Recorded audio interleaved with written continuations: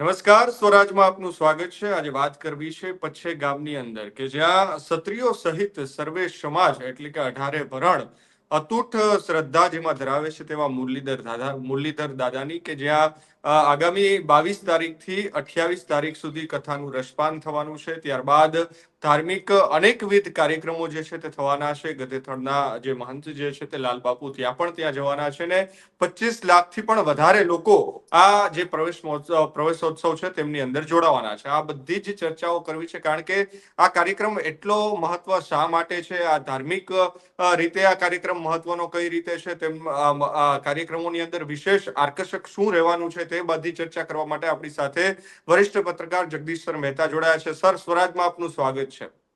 જી નમસ્કાર. સર, પચ્છેક ગામની અંદર આગામી 22 તારીખથી 1 માર્ચ સુધીના અનેકવિધ કાર્યક્રમો છે જેમાં ભક્તિ અને ભજનનો ત્રિવેણી સંગમ જે છે તે પણ યોજાવાનો છે. ત્યારે આટલું બધું પ્રચાર જે છે તે આ કાર્યક્રમને લઈને થઈ રહ્યો છે. ખરેખર આ કાર્યક્રમ પાછળ આકર્ષક શું છે આની અંદર અને સામાજિક રીતે આ મહત્વનો કઈ રીતે ગણવામાં આવે છે? જુઓ મયુરભાઈ, 22મી ફેબ્રુઆરી ને રવિવારથી કાર્યક્રમ શરૂ થવાનો છે ભાવનગરના પચ્છે ગામમાં. એટલે એ ગોહિલવાડ કહેવાય છે, ગોહિલવાડ. તો ગોહિલવાડમાં આમ તમે જુઓ તો ક્ષત્રિયોનો મહાકુંભ, ક્ષત્રિયોનો મહાકુંભ. 25 લાખ જેટલા ક્ષત્રિયો આ 8-10 દિવસ દરમિયાનના પ્રસંગો જે છે એમાં એકત્રિત થવાના છે.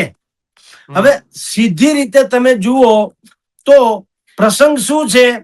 કૃષ્ણ ભગવાનનું મંદિર છે જેને મુરલીધર દાદા કે છે. ઈ ગોહિલોના ઈષ્ટદેવ ગણાય છે, મુરલીધર દાદા. એટલે કૃષ્ણનું મુરલીધર દાદા સ્વરૂપ, ટૂંકમાં જેમ યોગેશ્વર હોય છે, કોઈ બાળ કૃષ્ણને લીલા કરે છે, કોઈ એવી રીતે આમાં મુરલીધર દાદા કે છે. એના ઈષ્ટદેવ છે, એનું મંદિરનું નિર્માણ કરવામાં આવ્યું છે. અને એમાં ભગવાન કૃષ્ણની એ મૂર્તિ એની પ્રતિષ્ઠા કરવાની છે જે મૂર્તિ સ્વયં ભગવાન કૃષ્ણએ પોતાના મુખમાંથી કાઢીને અર્જુનને આપી હોવાની દંતકથા છે, ઐતિહાસિક કથા છે.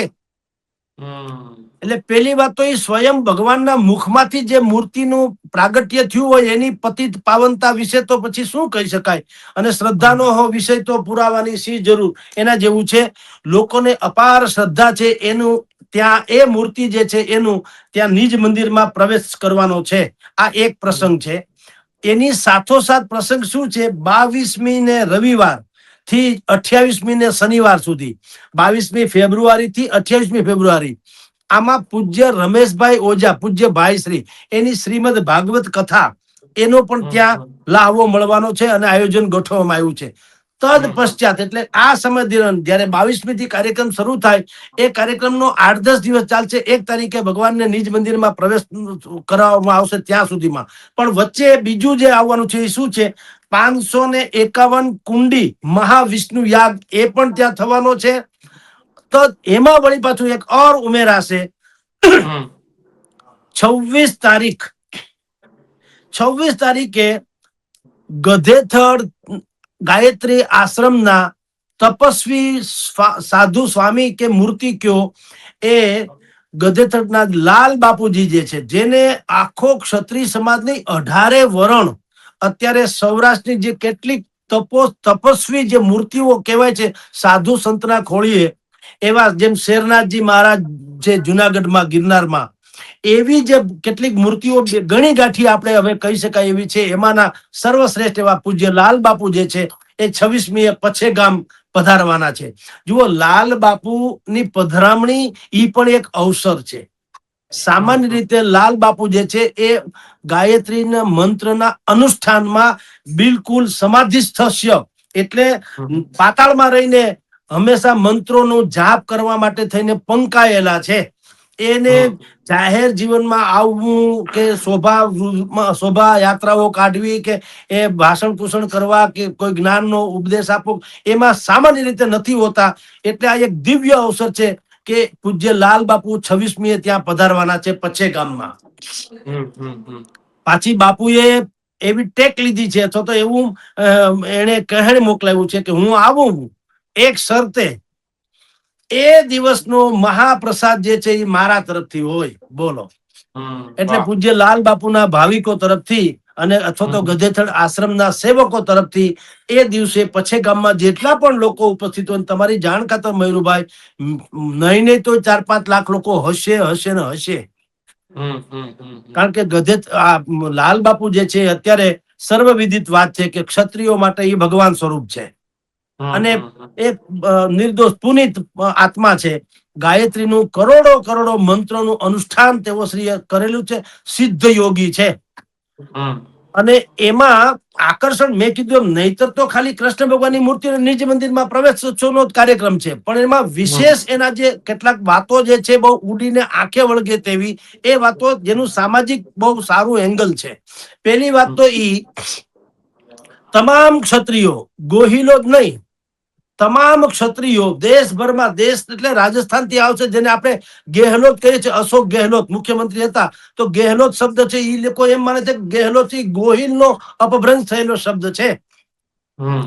જેમાં અહીંયા આહિર છે અને ઉત્તર પ્રદેશમાં યાદવ છે. એ બંને માને છે કે આપણે બધા એક જ છીએ, એવી આ વાત છે. એટલે દેશ દેશાવરમાંથી પેલા તો ક્ષત્રિય સમાજના લોકો ત્યાં ભેગા થવાના છે. વાત એક. નંબર 2, ભગવાનને પ્રવેશોત્સવ કરાવે ને એ બધો આનંદ મંગળ તો ઠીક જ છે. લાલ બાપુએ જે એક શરત મૂકી કે ભાઈ મારા તરફથી પ્રસાદ હશે તો હું આવીશ, એવી બીજી શરત શું છે કહું. ક્ષત્રિય સહિતની 18 વર્ણના જ્યાં ભાવિકો ભેગા થશે, લાલ બાપુ એમાં આહવાન કરવાના છે. આહવાન શું કરવાના છે? વ્યસન મુક્તિનું. અને જેવું જે વ્યસન છોડે એને દક્ષિણામાં બાપુ દક્ષિણા આપશે. તમે કલ્પના કરજો, જો કેવું છે, સમર્પણ ભાવથી જે લોકો પોતાના જે વ્યસનો છોડશે, એ જેવું વ્યસન એવી દક્ષિણા. દક્ષિણામાં શું? પૂજ્ય બાપુએ લાખો કરોડો ગાયત્રી મંત્રનો અનુષ્ઠાન કરીને જે સિદ્ધિ કે પુણ્ય પ્રાપ્ત કર્યું છે, એમાં ધારો કે કોઈ એમ કે હું તમાકુ છોડી દઉં તો 551 મંત્રનો એને પુણ્ય. કોઈ બીડી કે સિગારેટ કે બીજું કઈ છોડી દે તો 551 બદલે 1001. કોઈ શરાબ કે ડ્રગ્સ ઇત્યાદિ કઈ પીતા હોય તો એને 5001 મંત્રનું પુણ્ય.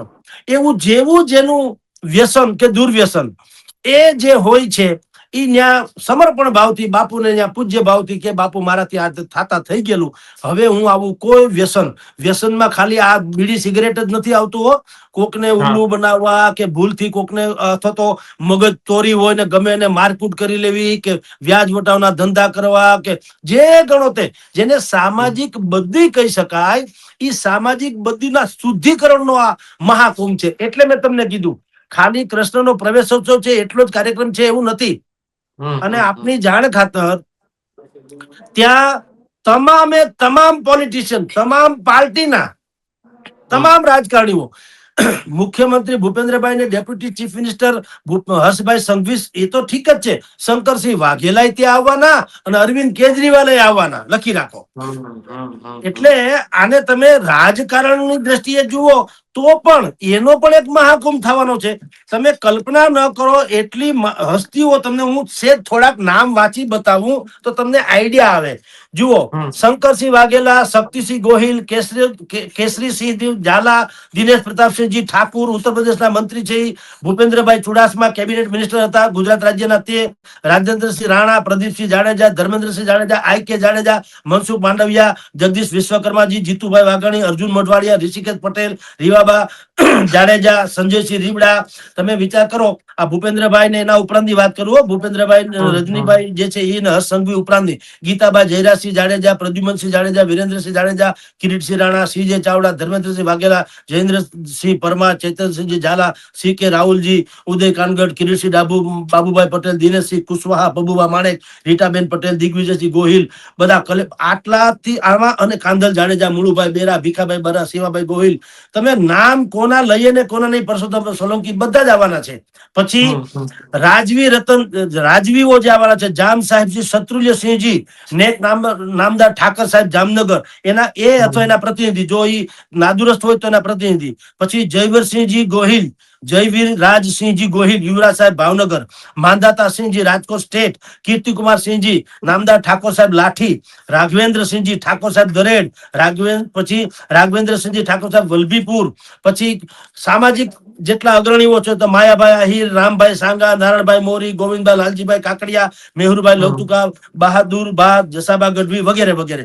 અને આમ તમને કહું તો અને સમાજના અગ્રણીઓ તો છે જ પાછા, સામાજિક રત્ન જેને કહી શકાય, વાસુદેવસિંહ ગોહિલ, ગોઉભા જાડેજા, રુદ્રસિંહ રાણા, નામ વાંચીએ તો પ્રભુ આમાં અડધો કલાક નીકળી જાય. પણ તમે ક્ષત્રિય સમાજ કે 18 વર્ણના જે નામાંકિત લોકો છે એમાંના ભાગ્યે જ કોઈ લોકો આમાંથી અપવાદ હશે. એ બધા જ લોકો ત્યાં ઉપસ્થિત રહેવાના. અને આ એક સામાજિક મનોમંથન થવાનું છે. ખાલી કૃષ્ણ ભગવાનને નિજ મંદિરમાં પ્રવેશ કરીને મંજીરા વગાડીને છૂટા નથી પડવાના. સામાજિક મનોમંથન કે આપણે જેમ અત્યારે બધા જ સમાજ પોતપોતાના બંધારણો, જેને હું આચાર સંહિતા કહું છું, એ આચાર સંહિતાઓ ઘડી રહ્યા છે. તો સમજ અહીંયા ક્ષત્રિય સમાજ પણ એનું હવે ભાવિ નક્કી કરશે કે આપણી નવી પેઢીને કઈ તરફ લઈ જવી જોઈએ અને શું ખૂટે છે ને શું આપણામાં ઉમેરવું જોઈએ. આનું પણ ત્યાં બહુ મોટું સામાજિક મનોમંથન થવાનું છે. હવે કાર્યક્રમો જેટલા છે એમાં મેં તમને કીધું તેમ પૂજ્ય ભાઈજીની કથા 22મી થી શરૂ થઈને 28મી સુધી કથા તો ચાલવાની છે. પછી ત્યાં ગુરુવારે 22મી તારીખ અને 26મી તારીખે મહાવિષ્ણુ યાગ પણ થવાનો છે. અને પૂજ્ય બાપુ ત્યાં પધારવાના, લાલ બાપુજી એ પણ ત્યાં પધારવાના છે. અનેક સંતો મહંતો ત્યાં, સ્વામી સચ્ચિદાનંદ સ્વામી થી દંતાલી આશ્રમ વાળા ત્યાંથી માંડી અને અનેક સ્વામી સ્વરૂપાનંદ સરસ્વતી ગોમતેજી સિહોર, મહંત દુનિયાભરના જેટલી આપણી જાહેર જેટલી આસ્થાના સ્થાનકો છે એ બધાના સંતો મહંતો, મહામંડલેશ્વર શ્રીઓ કે ગાદીપતિઓ એ બધા પણ ત્યાં પધારવાના છે. પછી ભવ્ય સંતવાણીનો 24મી તારીખ અને 27મી તારીખ 2 દિવસ સંતવાણીનો કાર્યક્રમ છે. શૈલેષ બાપુ મહારાજ, પરસોત્તમ બાપુ, જયશ્રી માતાજી, દેવરાજ ગઢવી, મયુરસિંહ રાણા, મેરામણ ગઢવી, પછી માયાભાઈ આહિર, દેવાયત ખવડ, રાજભા ગઢવી, જીતુદાન ગઢવી, મેરામણભાઈ ગઢવી, આવા લોકો ત્યાં સંતવાણીનો કાર્યક્રમ કરશે. તદ ઉપરાંત સાંસ્કૃતિક કાર્યક્રમ પણ ત્યાં થવાના છે. મા બાપને કદર કરવા માટે થઈને સંસ્કાર જે જરૂરી છે બાળકોમાં રાખવા માટે એ છે. ધર્મ સભાઓ થશે, રાસ ગરબા, સાંસ્કૃતિક કાર્યક્રમ, આ બધી જ કાર્યક્રમોથી લબાલબ એવું એક 8-10 દિવસનો મહોત્સવ પછે ગામમાં થવાનો છે ગોહિલવાડની ધરતી ઉપર. તો આ એક મહાકુંભ જે છે એ કેવળ ને કેવળ ધાર્મિક નહીં, એનો સામાજિક અને ફ્યુચરનો ભવિષ્યનો પ્લાન ક્ષત્રિય સમાજના અત્યાર સુધી જે પરંપરાગત રીતિ રિવાજો ચાલતા હતા એનાથી આગળ વધીને સમાજમાં હવે પ્રાસંગિક બનાવવાનો, સમકાલીન સમયની સાથે કદમ મિલાવવા માટે જે છે એ કરવાનો છે. એટલે એક મેં તમને 4-5 એના આયામો કીધા. હવે આની અસર તમે જુઓ કેવી થવા માંડી. સામાન્ય રીતે આપણે બધા જ આમ શું દરબારના ખેતરમાં પગ મૂકો તો આપણે સમજીને મૂકવું પડે, એ હકીકત છે, રાઈટ? આમ તો કોઈના પણ ખેતરમાં પણ આમ માન્યતા એવી, દરબારના ખેતરમાં પગ મૂકો તો પૂછીને મૂકજો. અહીંયા પછે ગામમાં 400 વીઘા જમીન, જે વચ્ચે કેટલા શેઢા હોય ને, ખેતરના શેઢા, એ શેઢાને તોડી પાડવામાં આવ્યા, શેઢા હટાવી દેવા, સ્વયંભૂ જેની જમીન છે એ લોકોએ 400 વીઘાને સમથળ બનાવી દીધી. અને આસપાસના જે ગામડા છે એમાં કેવળ ક્ષત્રિય નહીં, પાટીદારોથી માંડીને બ્રાહ્મણ સુધીના તમામ 18 વર્ગના લોકોએ જે પોતપોતાના મકાનો ખાલી છે એને ઉતારા તરીકે આપી દીધા નિઃશુલ્ક. એટલે આ આયોજન ક્ષત્રિય સમાજનું છે, પણ તમામ સમાજે એમાં ઇન્વોલ્વમેન્ટ છે. જુઓ, મહાન હસ્તીઓ જયારે કાંઈ પણ સારું કરવા જાય તો એનો ઓરા કેવો હોય. લાલ બાપુ રેર ઓફ ધી રેર કેસમાં ગધેથડ આશ્રમ છોડીને ક્યાંક વિહાર કરતા હોય અથવા ક્યાંક પગલા પાડતા હોય છે.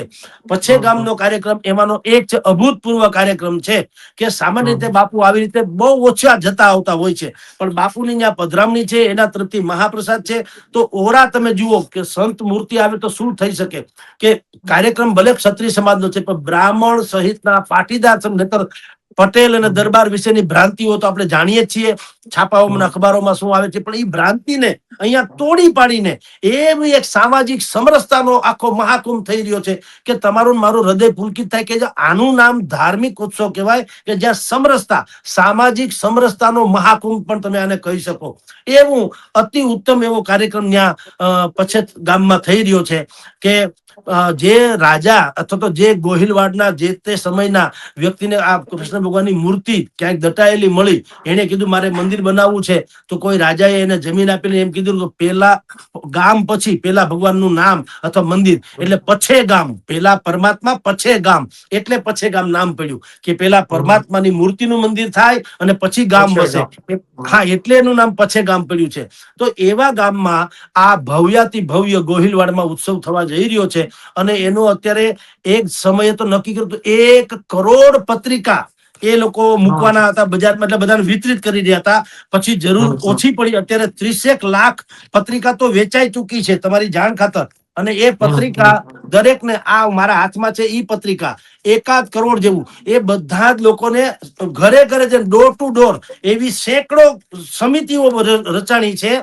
પૂજ્ય બાપુના આદેશથી નહીં, ખાલી એના કહેવા માત્રથી નહીં, એના નામ માત્રથી. બાપુ તો એમાં બિલકુલ નિમિત્ત છે. 1 કરોડ જેટલા ઘરોમાં જઈને પત્રિકા રૂબરૂ મારા ઘરે આપી ગયા છે, બીજા સેવકોના ઘરે પણ આપી ગયા હશે.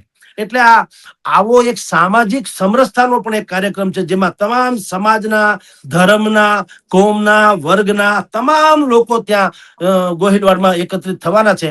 અને એક નવો જ સંકલ્પ સાથે ક્ષત્રિય સમાજ જે છે એ હવે પછીની એની પેઢી માટે તેને સંકલ્પિત થશે.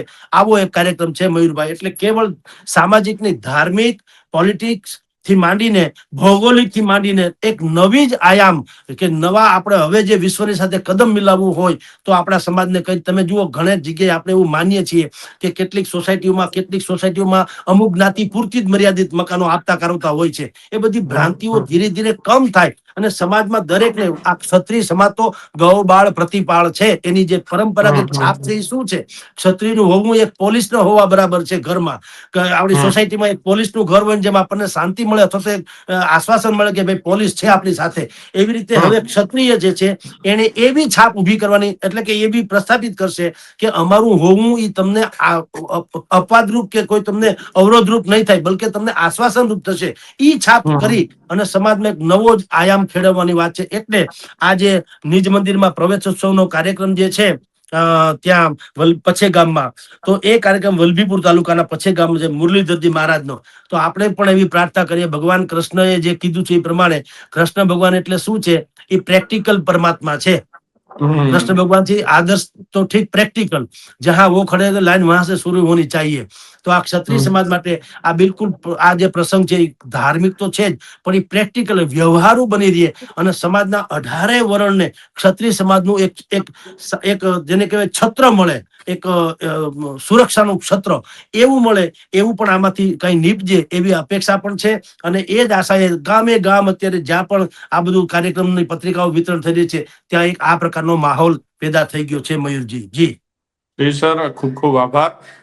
તમે કહ્યું તે પ્રમાણે કે 1800 વીઘાથી પણ વધારે જમીનની અંદર ત્રિવિધ કાર્યક્રમો જે યોજાવાના છે, તેમજ જે અંદાજિત 9 કરોડના ખર્ચે ભવ્ય મંદિર જે છે તે પણ નિર્માણ પામી રહ્યું છે. ને મુરલીધર દાદા, કે જે મેં પહેલા કહ્યું કે 18 વર્ણના, આમ તો ક્ષત્રિય સમાજ તેમને ખૂબ જ માને છે, પરંતુ 18 વર્ણ જેમાં આસ્થા ધરાવે છે, તેમનો જે મંદિરની અંદર, નિજ મંદિરની અંદર પ્રવેશ મહોત્સવ જે છે તે યોજાવાનો છે. અને તેમાં માત્ર ધાર્મિક નહીં પરંતુ સામાજિક અને રાજકીય જે છે તે પણ જોડાણ થવાના છે. ને આગામી ક્ષત્રિય સમાજને લઈને પણ ઘણી બધી ચર્ચાઓ થવાની છે.